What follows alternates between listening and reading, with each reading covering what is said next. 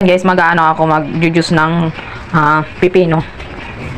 Ayan guys, binalatan ko na sila tapos hiniwa ko para easy na lang din siyang i-juice. So may start na tayo mag-juice.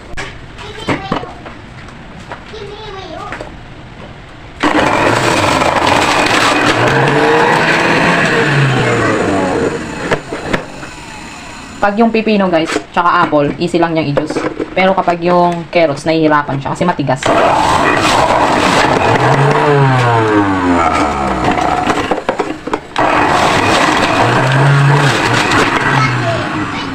Ayan guys, ginujuice ko yung pipino para yung mga tamad kasing kumain, mumuya.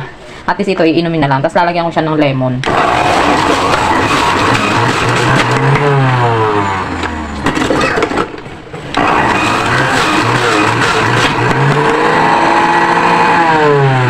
So, ganun lang guys, kadaling mag-juice ng ng pipino. So, yung tatlo, yan yung nagawa niya. Ganyan lang siya kadami.